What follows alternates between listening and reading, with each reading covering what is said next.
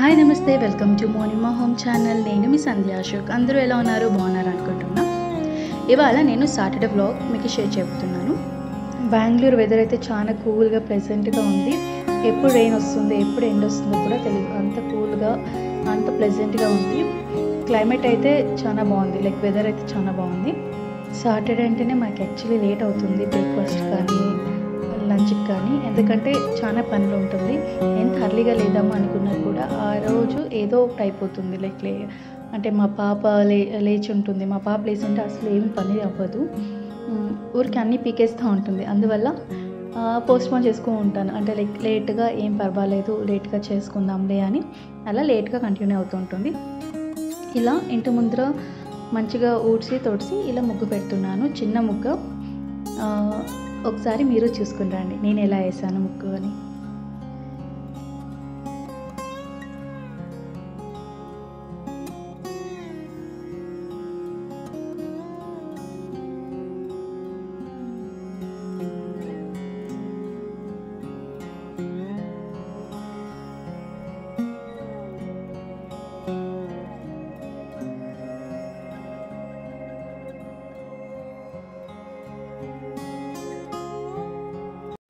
ఇలా సింపుల్గా వేసాను ముగ్గు, చాలా బాగుంది. నాకైతే మార్నింగ్ ఇలా చిన్న ముగ్గన కానీ వాకిలి ముందు అలా వేస్తే నాకైతే హ్యాపీ, ఒక సాటిస్ఫాక్షన్ అలా ఉంటుంది.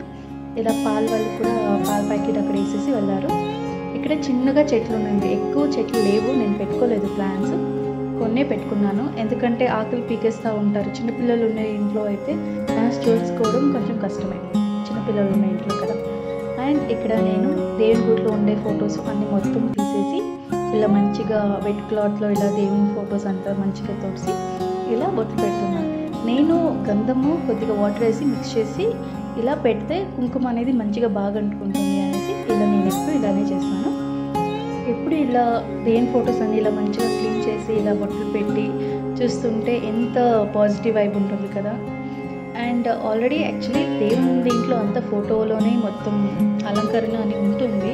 బట్ ఒక కుంకుమ అనేది పెడితే మనకి ఒక ఏమంటారు సాటిస్ఫాక్షన్ ఆర్ ఒక మంచి వైబ్ అనేది మనకి వస్తుంది కదా. అలా ఇక్కడ నేను నా దగ్గర ఆల్మోస్ట్ ఇత్తాల పాత్రలే ఉన్నవి, దేవుని సామాన్లు.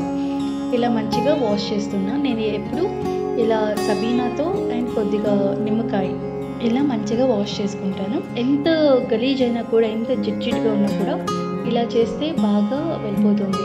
ఏమైనా బ్లాక్గా ఉన్నా కూడా ఇలా చూడండి, ఈ ఆర్తి ఇచ్చే దీంట్లో ఎట్లా నల్లగా అయింది, ఎంత బాగా కూర్చుతే అలా ఎంత క్లీన్గా అయిపోతుంది. అలా దాన్ని మంచిగా నా దగ్గర ఉన్న ఇత్తాల పాత్రలని ఇలాగే మంచిగా వాష్ చేసి ఇలా పెట్టుకున్నాను. ఇవన్నీ ఇప్పుడు వెట్ క్లాత్లోనే నేను మంచిగా తొడిసి దానిపైన బట్టలు పెడతాను. ఇలా చూసారా, ఇలా దేవుని గుట్లో ఇలా చిన్నగా ముగ్గేసుకుంటా, లేకపోతే ఏదో ఖాళీగా ఉన్నట్లు అనిపిస్తుంది. ఇలా మంచిగా ముగ్గేసుకొని ఇలా పూజ చేసుకుంటున్నా. ఇలా ఇంటంతా మొత్తం ధూపం అనేది ఇస్తే ఎంత పాజిటివ్గా ఉంటుంది కదా. అంతే మంచి సువాసన, మంచి అరోమాతో ఇల్లంతా నిండిపోతుంది. నాకైతే చాలా ఇష్టము ఇలా ధూపం. ఎవ్రీ సాటర్డే ఇలా నేను ధూపం ఇస్తాను. సాటర్డే అండ్ థర్స్డే కంపల్సరీ ఇలా ఒక మార్నింగ్ అన్నా కానీ ఈవినింగ్ అన్నా కానీ ఇలా మంచిగా ధూపం అనేది ఇస్తాను. ఫస్ట్ దేవుని గుట్లో మంచిగా ధూపం ఇచ్చేసి ఇలాగ బయట తులసి పాట్ దగ్గర కానీ ఇలా ఇంటి ముందర మంచిగా ధూపం అనేది ఇచ్చేసి ఇలా గడపకి అండ్ పైన తోరణానికి కూడా మంచిగా ధూపం అనేది ఇచ్చి ఇలా ఇంట్లోపల కూడా కిచెన్ హాల్ 2 బెడ్రూమ్స్ కూడా మంచిగా ధూపం అనేది చూపించేస్తాను. అప్పుడు ఇల్లంతా ఒక ఏమంటారు ధూపంతో ఒక మంచి అరోమాతో ఇల్లంతా మంచిగా నిండిపోతుంది. అట్ లాస్ట్ దేవునికి హారతి ఇచ్చేసి ఇంకా ప్రే చేయడం అంతే. అందరూ బాగుండాలి, అందరితో పాటు నేను బాగుండాలి అని ఎప్పుడు ప్రే చేస్తూనే ఉంటాను. అండ్ చిన్న కోరికలు ఉంటాయి కదా, అవి కూడా దేవునికి కోరుకుంటూ ఇలా నా పూజ కంప్లీట్ చేసుకున్నాను. ఇలా ఉంది మా చిన్న దేవుని రూము. ఇందులోనే సింపుల్గా ఎక్కువ హడాబిడి లేకున్నట్లు ఇది సింపుల్గా పెట్టుకున్నాను. ఇలా దేవుని ఫొటోస్ చూస్తుంటే ఏదో ఒక తెలియని ఆనందం, ఒక మంచి పాజిటివ్ వైబ్ ఉంటుంది కదా అందరికీ. ఓకే, ఇక్కడ నేను పూజ అంతా చేసుకుని వచ్చేపటికి ఇక్కడ మా ఆయన ఆనియన్ పచ్చిమిర్చి అంతా కట్ చేసేసారు. ఇక్కడ నేను ఈరోజు కొత్తిమీర రైస్ చేద్దాం అనుకున్నాను. మిక్సీ జార్లోకి కొద్దిగా అల్లము, ఒక 3 లేదా 4 వెల్లుల్లి రెబ్బలు అండ్ కొత్తిమీర వేసి మంచిగా మిక్సీ పట్టాలి. ఇక్కడ కొద్దిగా వాటర్ అనేది పోసి మళ్ళీ మంచిగా పేస్ట్ చేసుకోవాలి. ఈ రెసిపీ అయితే చాలా ఈజీ, ఎవరైనా చేసుకోవచ్చు. బ్యాచులర్స్ కానీ ఆర్ పిల్లలకి లంచ్ బాక్స్ కానీ ఈ రెసిపీ చాలా బాగుంటుంది. త్వరగా బ్రేక్ఫాస్ట్ కానీ డిన్నర్ కానీ అయిపోవాలనుకుంటే ఈ రెసిపీ పర్ఫెక్ట్ అండి, ఈజీగా అయిపోతుంది. స్టవ్ ఆన్ చేసి స్టవ్ మీద ఒక చిన్న కడాయి పెట్టుకొని అందులోకి ఒక 4 to 5 టేబుల్ స్పూన్ ఆయిల్ వేయాలి. ఈ రెసిపీకి అయితే ఎక్కువ ఆయిల్ అనేది పడుతుంది.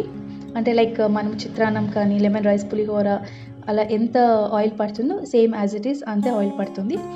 ఇక్కడ 1 టీ స్పూన్ అంతా ఆవాలు, 1.5 స్పూన్ అంతా పచ్చిశనగపప్పు, 1 టీ స్పూన్ అంతా మినప్పప్పు వేసి పల్లీలు ఒక 3 to 4 టేబుల్ స్పూన్ పల్లీలు వేసాను. మంచిగా పల్లీలు అంతా మంచిగా వేగాక ఒక ప్లేట్లోకి తీసేసుకొని అదే కడాయిలోకి ఒక 12 పచ్చిమిర్చి ఇలా పొడువుగా కట్ చేసి వేసాను.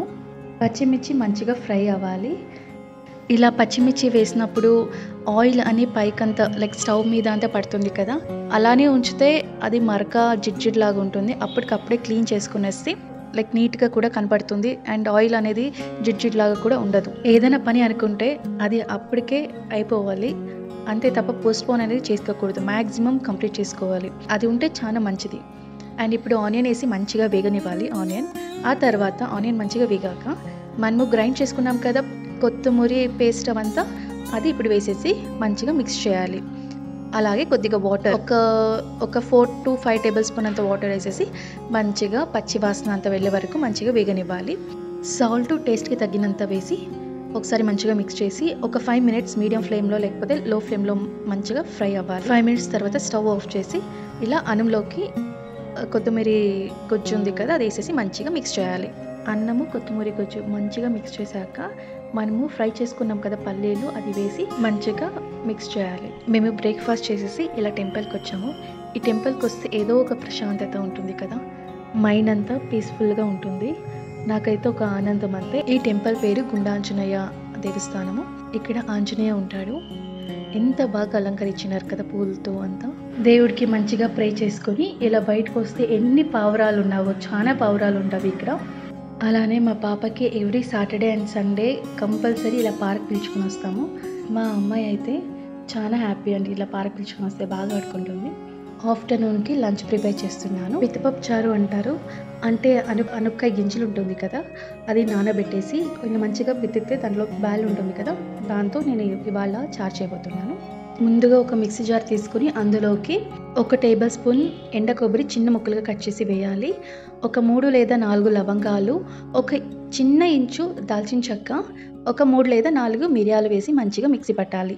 ఆ తర్వాత చిన్న ముక్క అల్లము, ఒక 10 నుంచి 12 వెల్లుల్లి రెబ్బలు, కొద్దిగా ఆనియన్ అండ్ చిన్న టమాటో దాంట్లో ఒక హాఫ్ వేస్తే చాలు. కొద్దిగా కొత్తిమీర, కొద్దిగా పుదీనా వేసేసి మంచిగా మిక్సీ పట్టాలి కొద్దిగా వాటర్ వేసేసి. ఇప్పుడు 1 టేబుల్ స్పూన్ అంతా ధనియాల పొడి, ఒక 2 టేబుల్ స్పూన్ అంతా కారం పొడి, కొద్దిగా పసుపు అండ్ ఇక్కడ గసగసాలు వేపేది మర్చిపోయినాను. ఇలా వేపేసి ఇలా గసగసాలు కూడా వేసేసి కొద్దిగా వాటర్ వేసేసి ఒకసారి మంచిగా మిక్సీ పట్టాలి. ఇలా స్మూత్ పేస్ట్ లాగా మంచిగా గ్రైండ్ చేసుకోవాలి.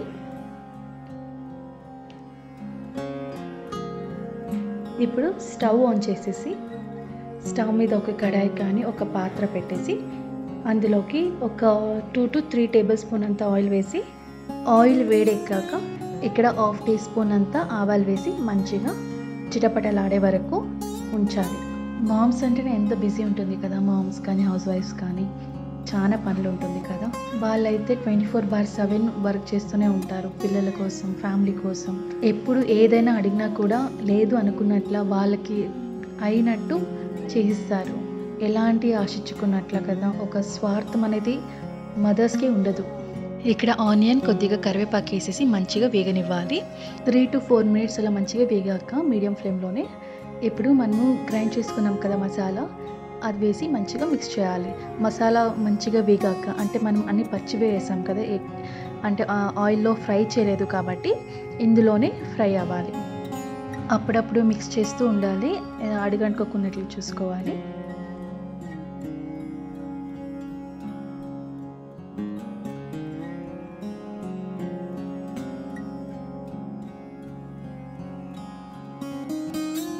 ఆయిల్ మసాలా నుంచి సపరేట్ అయ్యాక అనపకాయ పితికినాం కదా బ్యాళ్ళు, అది ఇప్పుడు వేసేసి మంచిగా మిక్స్ చేయాలి. ఈ అనపకాయలు హైబ్రిడ్ బండి, నాటివి కావు. నాటివి అయితే డిసెంబర్ ఆ టైంలో వెయిట్ చేయాలి. నాటివి తింటే మాత్రం సూపర్గా ఉంటుంది. టేస్ట్ అయితే మంచి అరోమా, స్మెల్ అయితే సూపర్గా ఉంటుంది. ఇల్లు మొత్తం స్ప్రెడ్ అయి ఉంటుంది అంతే. నాటి అనపకాయ చారు చేస్తే టేస్ట్ అయితే సూపర్గా ఉంటుంది. ఎవరైనా కానీ మంచిగా తినేస్తారు. ఒక హాఫ్ కేజీ కంటే ఒకరే తినవచ్చు, అంత బాగుంటుంది. నాకైతే ఈ చారు అంటే చాలా ఇష్టం. అన్నంలోకి, ముద్దలోకి, దోశలోకి అయితే సూపర్గా ఉంటుంది. చపాతీ అన్నిట్లో కూడా తినొచ్చు, పూరీలోకి కూడా చాలా బాగుంటుంది ఈ రెసిపీ అయితే. ఇలా నేను హాఫ్ కేజీ తెచ్చుకున్నాను అంతే. హాఫ్ కేజీలోనే ఇప్పుడు నేను చారు చేయబోతున్నది. బ్యాల్ మంచిగా మిక్స్ చేశాక ఒక 2 minutes to 3 minutes అలా మంచిగా వేగనిచ్చి వాటర్ పోయాలి. ఇప్పుడు వాటర్ వచ్చేసి కన్సిస్టెన్సీ అండి, మీకు ఎంత కావాలో అంత వాటర్ పోయచ్చు. ఎందుకంటే ఈ చారు కొంచెం గట్టి అయిపోతుంది కాబట్టి ఎంత రిక్వైర్డ్ ఉందో వాటర్ అంత పోయాలి అంతే. ఇప్పుడు టేస్ట్కి తగ్గినంత సాల్ట్ వేసేసి ఒకసారి మంచిగా మిక్స్ చేసి మూత పెట్టండి. ఫుల్ క్లోజ్ చేయొద్దండి, ఎందుకంటే పొంగు వస్తుంది కాబట్టి ఫుల్గా క్లోజ్ చేయొద్దండి. వీడియోలో చూపిస్తాను కదా, అలా క్లోజ్ చేస్తే చాలు. అప్పుడప్పుడు మిక్స్ చేస్తూనే ఉండాలి, అడుగంటుకోకున్నట్లు చూసుకోవాలి, లేకపోతే మాడిన వాసన వస్తుంది అంతే. ఇంకొక బర్నర్ పైన రైస్ పెట్టేశాను. ఇక్కడ చారు అయిపోతుంటుంది, ఇక్కడ రైస్ కూడా అయిపోతుంది కాబట్టి అలా పెట్టేశాను.